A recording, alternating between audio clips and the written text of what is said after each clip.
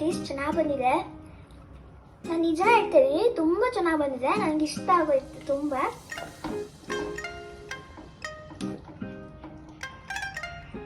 ನಾನು ಎಕ್ಸೆಪ್ಟ್ ಮಾಡಿರಲಿಲ್ಲ ನಾನು ಈ ಥರ ಚೆನ್ನಾಗಿ ಮಾಡ್ತೀನಿ ಅಂತ. ಇದು ಇಷ್ಟ ಆಯಿತು ನನಗಿದು. Challenge successfully completed. Hello everyone, welcome back to Shrini's bus. ಇವತ್ತು ನಾನು ನಮ್ಮಮ್ಮನ ಜೊತೆ ಚಾಲೆಂಜ್ ಹಾಕಿದ್ದೀನಿ. ಅದೇನು ಅಂದ್ರೆ 400 ಪುಳಿಯೋಗರೆ ಗೊಜ್ಜನ್ನ ಮಾಡ್ಬೋದು ಅಂತ. ನಾನು ಚಾಲೆಂಜ್ನ ಕಂಪ್ಲೀಟ್ ನಾನು ಹೇಗೆ ಚಾಲೆಂಜ್ನ ಕಂಪ್ಲೀಟ್ ಮಾಡ್ತೀನಿ ಅಂತ ನೀವು ನೋಡಿ. ನನ್ನ ಈ ಅಟೆಂಪ್ಟ್ ನಿಮ್ಗೆ ಇಷ್ಟ ಆದರೆ ಲೈಕ್ ಮಾಡಿ, ಹಾಗೆ ನನ್ನ ಚಾನೆಲ್ನ ಸಬ್ಸ್ಕ್ರೈಬ್ ಆಗೋದನ್ನ ಮರಿಬೇಡಿ. ಇವಾಗ ಚಾಲೆಂಜ್ನ ಶುರು ಮಾಡೋಣ. ಎಲ್ಲ ನೋಡ್ಕೊಂಡಾಯ್ತು, ಇವಾಗ ಚಾಲೆಂಜ್ನ ಶುರು ಮಾಡೋಣ.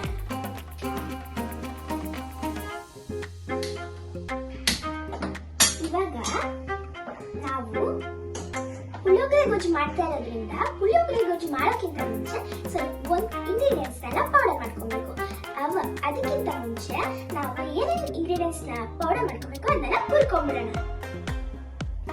ಇದು ಸ್ವಲ್ಪ ಕಾಯಿಲೆ ಒಂದು ಮುಷ್ಟಿಯಷ್ಟು ಕರಿಬೇವನ್ನ ಹಾಕಬೇಕು.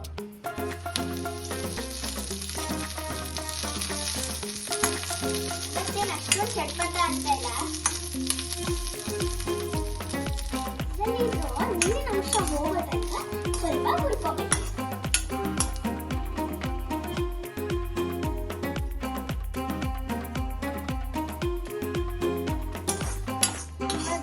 ಕರಿಬೇವು ಹುರ್ಕೊಂಡಾಯ್ತು. ಇವಾಗ ಇದನ್ನ ತಟ್ಟೆಗೆ ಟ್ರಾನ್ಸ್ಫರ್ ಮಾಡ್ಕೊಂಡ್ಬಿಡೋಣ. ಇವಾಗ ಧನಿಯಾ ಹಾಕೋತೀನಿ.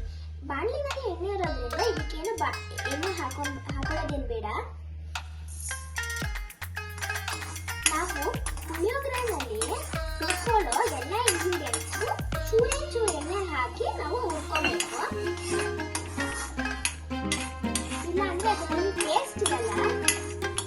3 ಟೇಬಲ್ ಸ್ಪೂನ್ ಧನಿಯಾ ಹಾಕಿದ್ದೀನಿ.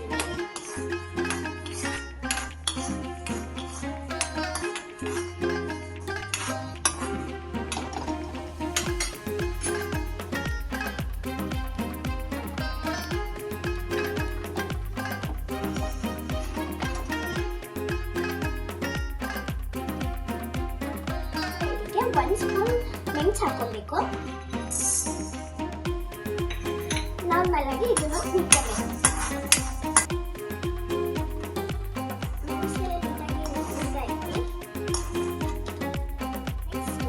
ಜೀರಿಗೆ 1 ಸ್ಪೂನು,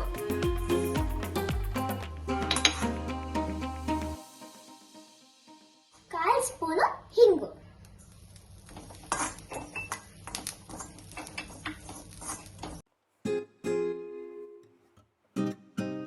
ಬ್ಯಾಡಿಗೆ ಮೆಣಸಿನ್ಕಾಯಿನ ಹುರ್ಕೊಳ್ಳೋಕೆ ಅಂತ ಒಂದು ಡ್ರಾಪ್ ಆಯಿಲ್ ಹಾಕೊಂಡಿದ್ದೀನಿ. ನಾನು ಇದಕ್ಕೆ ಒಂದು 15ರಿಂದ 20 ಬ್ಯಾಡಿಗೆ ಮೆಣಸಿನ್ಕಾಯಿನ ತಗೊಂಡಿದ್ದೀನಿ.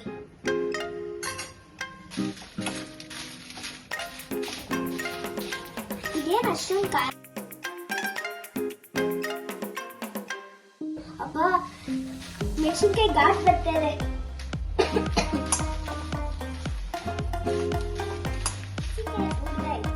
ಇವಾಗ ಇದನ್ನ ತಕ್ಕೊಂಡ್ಬಿಡೋಣ.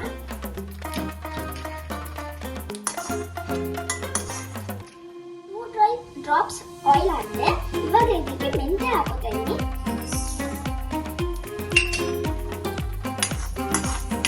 ಇದು 1 ಸ್ಪೂನ್ ಹಾಕೊಂಡಿದ್ದೀನಿ. ಮಾಡ್ತಿದೆ, ತಕ್ಕೊಂಡ್ಬಿಡೋಣ.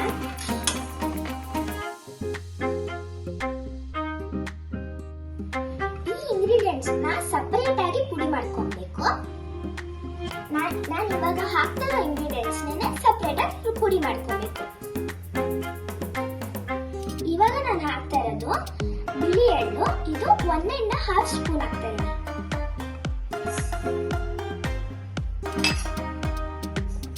ಇವಾಗ ಇದನ್ನು ನೀಟಾಗಿ ಹುರ್ಕೊಂಡ್ಬಿಡೋಣ.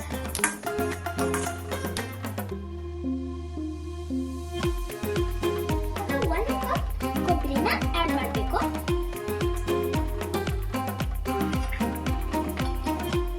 ಇದನ್ನು ನೀಟಾಗಿ ಹುರ್ಕೊಂಡ್ಬಿಡೋಣ.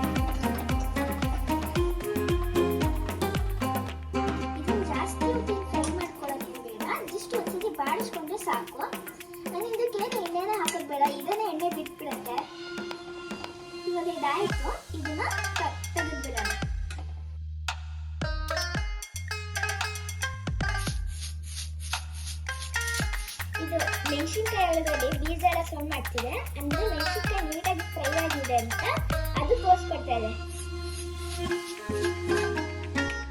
ಇವಾಗ ಇವೆರಡು ಮುರಿದಾಯ್ತು. ಇದನ್ನ ಸಪ್ರೇಟ್ ಆಗಿ ರುಬ್ಕೊಂಡು ಬರ್ತೀನಿ.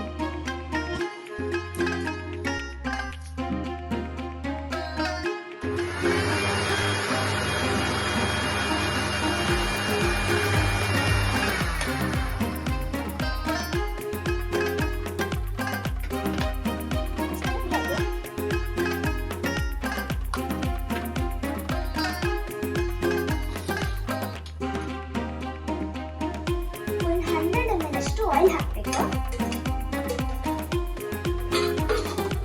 ಇದಕ್ಕೆ ಮೊದಲು ಕರಿಬೇವು ಹಾಕ್ತೀನಿ.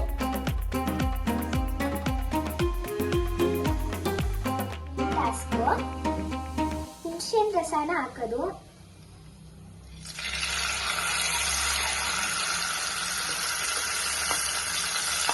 ನಾನು ಒಂದು ದಪ್ಪ ಟೊಮ್ಯಾಟೊ ಅಷ್ಟು ಸ್ಯಾಂಡಲ್ನ ತಗೊಂಡು ಅದು ರಸನ ಹಿಂಡಿಕೊಂಡು ಹಾಕಿದ್ದೀನಿ. ಇದು ನೀರಿನ ಅಂಶ ಹೋಗೋ ತನಕ ಸ್ವಲ್ಪ ಬೇಯಿಸಬೇಕು.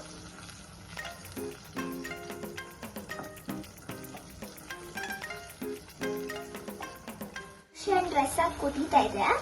ಇದಕ್ಕೆ ರುಚಿಗೆ ತಕ್ಕಷ್ಟು ಸ್ವಲ್ಪ ಉಪ್ಪು ಹಾಕೋಣ. ಆಮೇಲೆ ಬೇಕಂದ್ರೆ ನಾವು ಹೆಚ್ಚು ಕಮ್ಮಿ ಮಾಡ್ಕೊಂಡು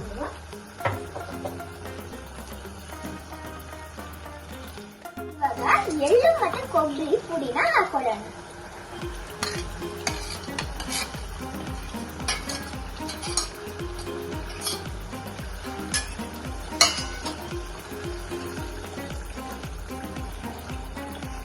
ಇದನ್ನ ನೀಟಾಗಿ ಮಿಕ್ಸ್ ಮಾಡ್ಕೊಳ್ಳೋಣ.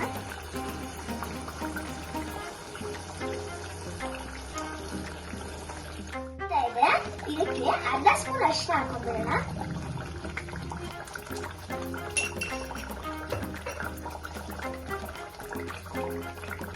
ಅಲ್ಲಿ ಪುಡಿ ಮಾಡಿ ಇಟ್ಕೊಂಡಿದ್ದ ಪುಡಿನ ಹಾಕೊಳ್ಳೋಣ. ನಿಮಗೆ ಏನಾದ್ರೂ ಪುಳಿಯೋಗರೆಗೆ ಈ ಪುಡಿ ಜಾಸ್ತಿ ಆಯ್ತು ಅಂತ ಅನ್ಸಿದ್ರೆ ಬೇಳೆ ಬೇಯಿಸ್ಕೊಂಡು ಇದನ್ನ ಹಾಕೊಂಡು ರಸಂ ತರನ ಮಾಡ್ಕೊಬಹುದು.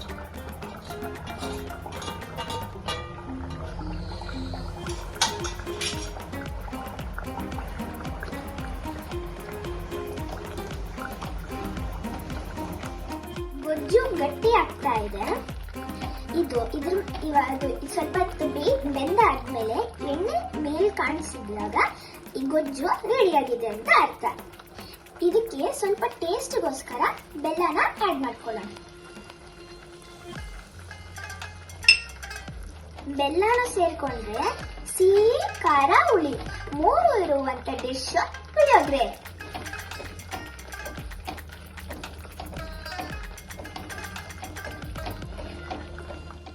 ಗೊಜ್ಜು ರೆಡಿ ಆಗಿದೆ.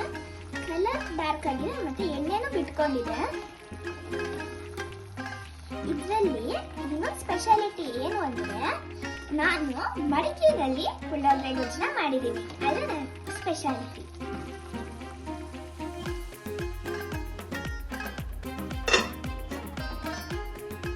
ಇದು ಪುಳಿಯೋಗರೆ ಗೊಜ್ಜು. ನಾನು ಇವಾಗ ಯೂಸ್ ಮಾಡ್ತಲ್ಲ, ಇದನ್ನ ಡಬ್ಬಿಗೆ ಹಾಕಿ ಫ್ರಿಜ್ ಇಟ್ಟಿರ್ತೀನಿ. ನೀವು ಯೂಸ್ ಮಾಡುವಾಗ ಒಗ್ಗರಣೆ ಹಾಕೊಂಡು ಯೂಸ್ ಮಾಡಬಹುದು. ಒಗ್ಗರಣೆಗೆ ಏನೇನು ಬೇಕು ಅಂತ ಇವಾಗ ಹೇಳ್ತೀನಿ. ಸಾಸಿವೆ, ಕರಿಬೇವು, ಒಣಮೆಣಸಿನಕಾಯಿ, ಬಿಳಿ ಎಳ್ಳು ಮತ್ತೆ ಕೊಬ್ಬರಿ ಚೂರು ಇಷ್ಟು ಬೇಕು. ಆಮೇಲೆ ಇನ್ನೊಂದೇ ಒಂದು ಕಡಲೆ ಬೀಜನೂ ಹಾಕೋಬೇಕು. ಇಷ್ಟನ್ನು ಹಾಕೊಂಡು ನೀವು ಪುಳಿಯೋಗರೆ ಗೊಜ್ಜನ್ನ ಮಿಕ್ಸ್ ಮಾಡಿಕೊಂಡು ಅನ್ನದ ಜೊತೆ ತುಂಬಾ ಚೆನ್ನಾಗಿ ಟೇಸ್ಟಿಯಾಗಿ ಇರುತ್ತೆ. Thanks for watching. See you in my next video. Until then, bye bye. Taste ಚೆನ್ನಾಗಿ ಬಂದಿದೆ. ನಾನು ನಿಜ ಹೇಳ್ತೀನಿ, ತುಂಬಾ ಚೆನ್ನಾಗಿ ಬಂದಿದೆ. ನನಗೆ ಇಷ್ಟ ಆಗೋಯ್ತು ತುಂಬಾ.